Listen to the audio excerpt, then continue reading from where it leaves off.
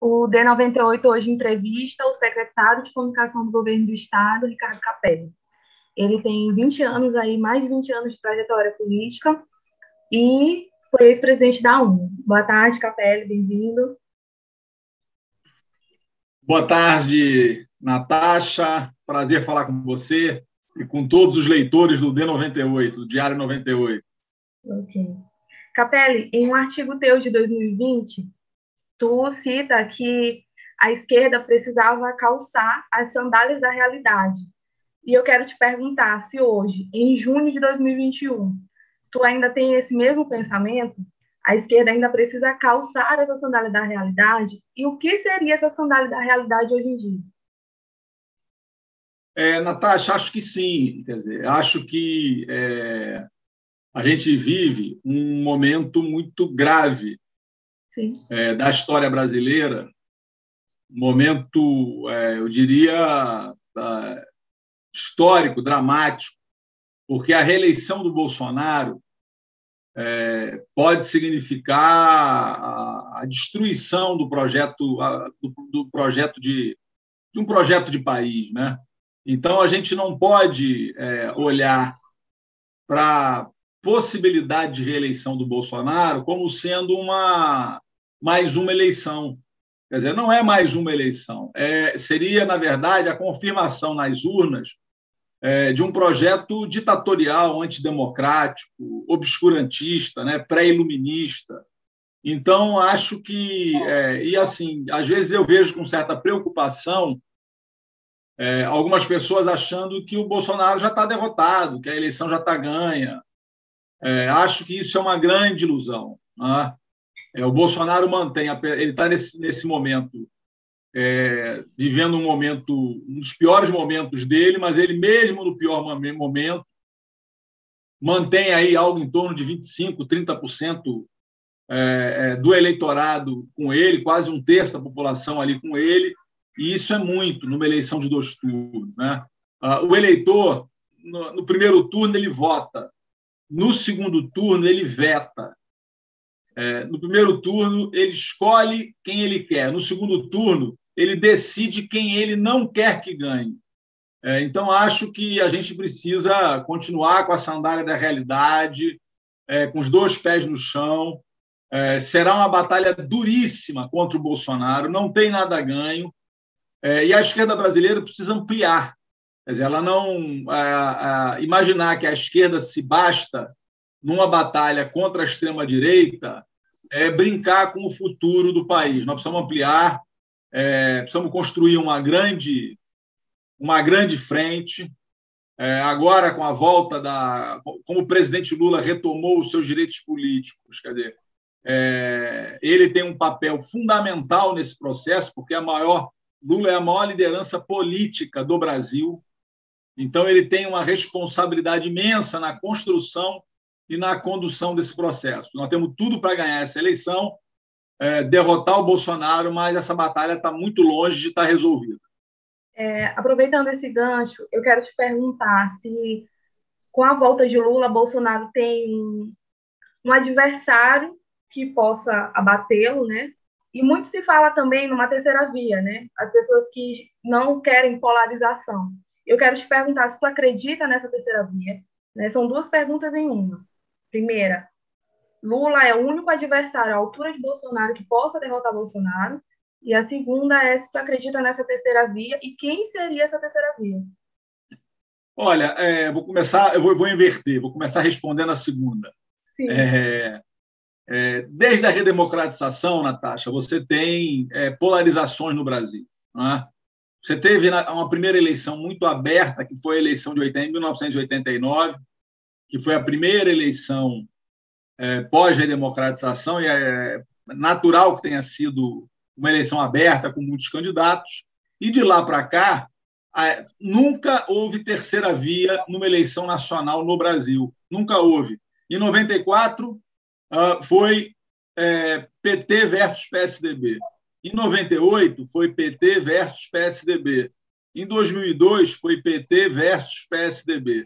Em 2006, foi PT versus PSDB.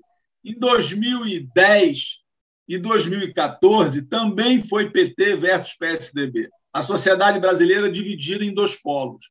Em 2018, acontece uma novidade. Qual é a novidade? É que o Bolsonaro assume o papel de opositor do PT nacionalmente. E a polarização em 18 se dá entre Bolsonaro e o PT. O Bolsonaro toma o lugar na sociedade que era do PSDB.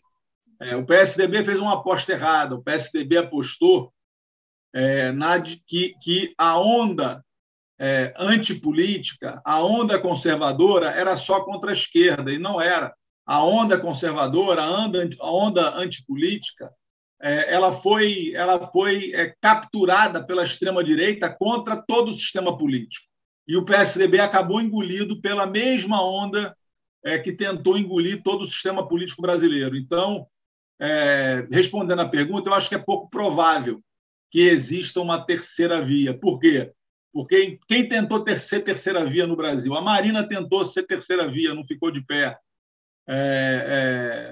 Quem mais tentou ser terceira via? O Ciro já tentou algumas vezes ser terceira via, não conseguiu ficar de pé. Quer dizer, eu tenho um imenso respeito e admiração pelo Ciro. Acho que ele tem um papel fundamental.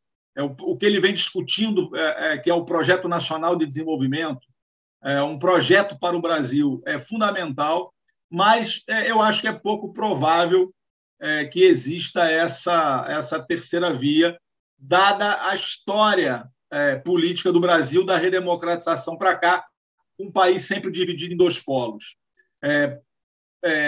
Com relação ao ex-presidente Lula, quer dizer, as pessoas têm o seu tempo histórico, né? A impressão que eu tenho é que o tempo histórico de Lula ainda não está esgotado, né? Lula continua sendo a maior liderança popular do Brasil e cabe a ele a maior responsabilidade nesse momento.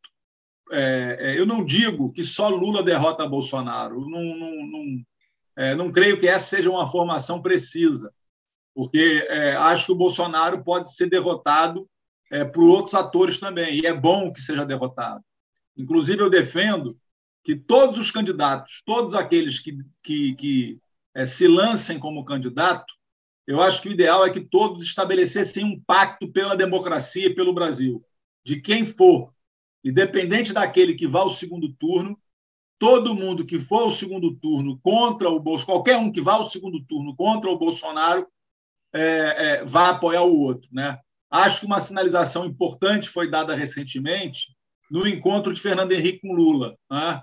Onde ali Fernando Henrique falou: olha, se der Lula e Bolsonaro, eu voto no Lula sem problema algum.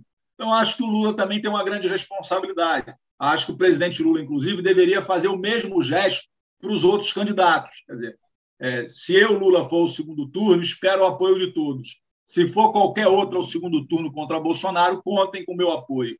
Eu acho que, nesse momento, como muito bem disse o Freixo, o deputado federal Marcelo Freixo, não é uma luta contra a esquerda e a direita. A luta é contra a barbárie, é a civilização contra a barbárie. E acho que o presidente Lula, como a maior liderança, tem a maior responsabilidade nesse momento. Entendi. Aproveitando o gancho aí da entrevista do Freixo à revista Veja, ele citou na entrevista um projeto nacional que envolvia o governador Flávio Dino. E eu quero falar sobre isso contigo, te perguntar uma coisa. Essa nova estruturação da esquerda, né? Uma estruturação mais ampla e mais una também, e mais unidade, traz um novo ar para a população em geral, e que em 2018 ficou solto, a tendência é que em 2022 esse projeto se apresente de uma maneira mais organizada, mais una, de uma forma que o povo entenda melhor. Olha, Natasha, não, na minha opinião, isso é uma opinião muito particular minha, não é razoável um sistema político com 35 partidos. Não existem 35 posições políticas, ideológicas. Então, não é razoável, não é bom para a democracia, isso expõe a democracia. Foi esse festival de partidos, boa parte deles sem nenhuma identidade política ideológica, que gerou essa confusão no Brasil, quer dizer, que ajudou a construir essa confusão e fazer a nossa democracia afundar num buraco de onde saiu o Bolsonaro. O Bolsonaro sai desse buraco, de um buraco construído contra a política, por isso o projeto dele é autoritário, é contra a política, é contra a mediação, um projeto que foi construído pela Lava Jato, por uma operação antinacional, antipovo, que usou o combate à corrupção, que é uma bandeira justa, como biombo para um projeto político de poder no Brasil. Então, quer dizer, seja pela Lava Jato, seja essa confusão que virou o quadro partidário no Brasil, acho que isso não é saudável para a nossa democracia, acho que isso joga água no moinho da antipolítica. Então, eu acho que é importante que a gente consiga reorganizar o campo político brasileiro, a política brasileira, e reorganizar principalmente a esquerda brasileira, né? Eu acredito que a melhor forma de atuação para a esquerda brasileira é atuar em torno de uma frente, de um partido de frente, assim como existe, por exemplo, na África do Sul, com o Congresso Nacional Africano, onde você tem os partidos de esquerda e o próprio Partido Comunista atuando por dentro do Congresso Nacional Africano. Assim como, e para não ir tão longe, assim como funciona no Uruguai. No Uruguai, quer dizer, na Frente Ampla no Uruguai, os comunistas atuam por dentro da Frente Ampla no Uruguai também. Quer dizer, então, eu acho que a gente precisa estar mais unido e, inclusive, se apresentar para a população, como você disse, de forma mais nítida, com programas mais nítidos, né? E acho que esse movimento de aglutinação, de reorganização da esquerda, eu vejo isso com muito bons olhos. Na última sexta-feira, o senhor esteve reunido com o presidente do PSB, junto com o deputado estadual Duarte Júnior. E eu quero perguntar se esse projeto nacional repercute aqui no Maranhão, se essa frente ampla e una contra o bolsonarismo repercute aqui no Estado, e como seria a atuação, né, dessa frente aqui nas próximas eleições, porque há perfis de pré-candidatos ao governo do Estado que são declarados seguidores do bolsonarismo. E eu quero te perguntar isso, como é que tu vê essa frente ampla atuando aqui no Estado? Acho que a frente ampla aqui ela é fundamental, né? A eleição do ano que vem, tem muita gente achando, às vezes, fazendo leitura política equivocada sobre o quadro político nacional. Vou fechar a janela que está chovendo. Sobre o quadro político nacional, achando que a eleição do ano que vem vai ser uma eleição que não vai ter elementos nacionais. Vai ser uma ilusão. A eleição do ano que vem vão ter dois campos claros. Vai ter o campo do Bolsonaro, do bolsonarismo, e vai ter o campo daqueles que lutam pela democracia, que defendem os direitos dos trabalhadores, no campo progressista. São dois campos muito claros que vão estar em disputa, vão estar disputando a eleição. E aqui no Maranhão, o nosso esforço é para juntar numa frente todos aqueles que são contra o projeto autoritário do Bolsonaro. Então, não é simples, existem vários candidatos postos nesse momento, todos legítimos, candidatos da base do governo, mas o ideal é que a gente consiga um entendimento para construir uma candidatura única de oposição ao projeto bolsonarista aqui no Estado. O senhor trabalha com o governo Flávio Dino, trabalha com o governo Flávio Dino desde 2015. Os progressos no Estado são claros e o Maranhão, em especial, sobre o período da pandemia da Covid, é um destaque bom porque tem a menor taxa de mortalidade do país.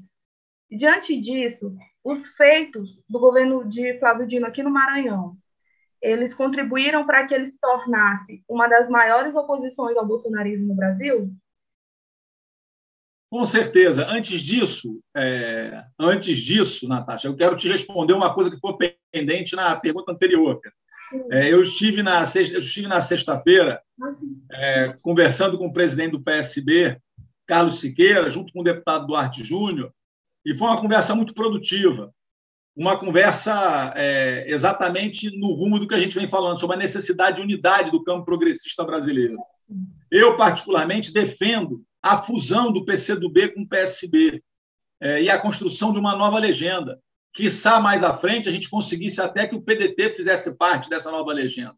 Sim. Mas eu acho que a gente tem, na esquerda brasileira, um grande partido, que é o PT. E acho que é importante que a gente, que o PCdoB e o PSB e outras forças possam se fundir também. Não se fundir para acabar, não é se fundir para apagar os 100 anos de história, de belíssima, honrosa e orgulhosa história do PCdoB. É a fusão para, nesse momento, conseguir, inclusive, colocar o PCdoB para jogar um papel superior. Quer dizer, a questão dos comunistas não é ficar preso a uma lógica dogmática, a um esquema.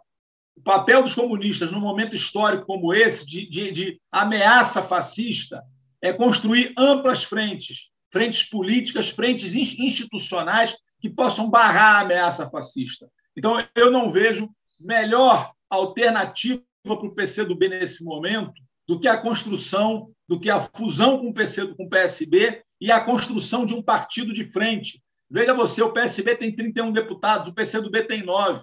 De cara, nós saímos com um partido de 40 deputados no Brasil. Agora vem o Marcelo Freixo. Nós podemos ter uma legenda mais ampla, uma legenda de frente com os comunistas organizados atuando por dentro dessa legenda.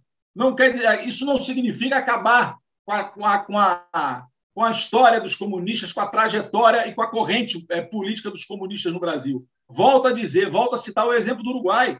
No Uruguai, os comunistas atuam por dentro da Frente Ampla e não acabaram. Na África do Sul, os comunistas atuam por dentro do CNA e não acabaram. Então, eu defendo, e nesse sentido a conversa com o Carlos Siqueira foi muito positiva. Eu acho que a fusão com o PSB, do PCdoB e a construção de uma nova legenda que possa disputar poder real no Brasil sob influência decisiva dos comunistas é o melhor caminho nesse momento. Com relação ao governo Flávio Dino, eu acho que Flávio Dino faz história no Maranhão, né? Faz história não só pelas entregas, que são espetaculares. Quer dizer, o Maranhão já tem mais de 1.100 obras educacionais. Quer dizer, o Maranhão não tinha... o Flávio Dino assumiu o governo com 6 restaurantes populares, e nesse momento já são 55 restaurantes populares. Flávio Dino, quando assumiu, não tinha nenhuma escola de tempo integral. Agora nós temos uma rede de escolas de tempo integral. Quando o Flávio Dino assumiu, não tinha nenhuma escola técnica. Agora nós temos uma rede de IEMAs, de escolas de ensino médio, técnico e profissionalizante, pelas quais já passaram mais de 60 mil jovens maranhenses. Então, se fosse só a revolução na educação, o Flávio Dino já estaria dando exemplo para o Brasil. O maior salário de professor do Brasil, enfim, já é uma revolução completa na educação. Mas na saúde também. Quer dizer, então, são muitos avanços. A gente não tem, o estado do Maranhão não tem a menor taxa de mortalidade por Covid do Brasil por um acaso. Isso é fruto da ampliação da rede de saúde como nunca na história do estado.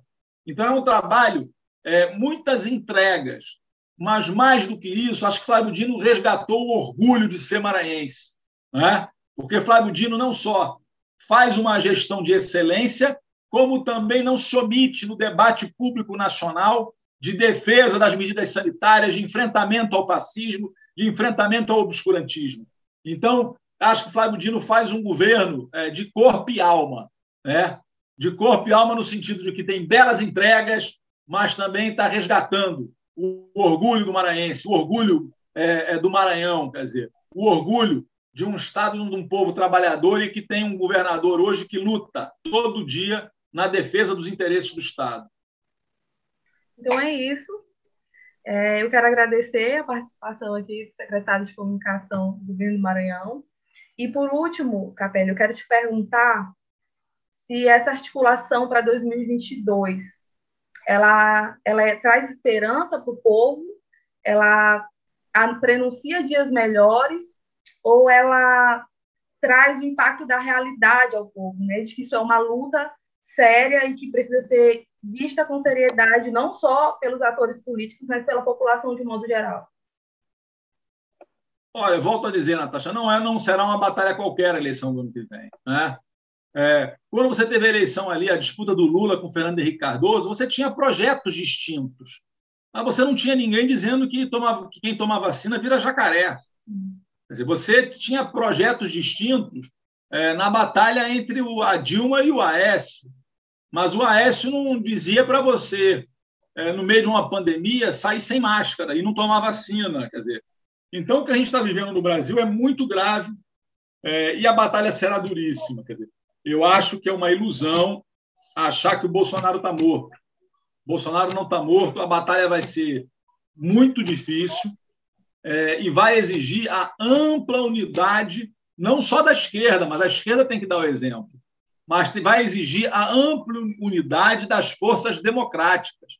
A frente necessária para o ano que vem é uma frente democrática, é uma frente daqueles que têm responsabilidade com a democracia no Brasil. Quer dizer, que são questões que estão indo por água abaixo. O Bolsonaro todo dia ataca um jornalista, ataca a liberdade de imprensa, todo dia. Quer dizer, então, é uma batalha muito grande. Eu tenho, se por um lado eu tenho o pessimismo da razão, por outro lado, também tenho o otimismo da vontade. Acho que a gente tem uma possibilidade real de derrotar o Bolsonaro. Eu acho que está nas nossas mãos. Se a gente construir uma frente ampla, uma frente democrática contra o obscurantismo, a gente vence as eleições e enterra de vez essa página sombria da história brasileira.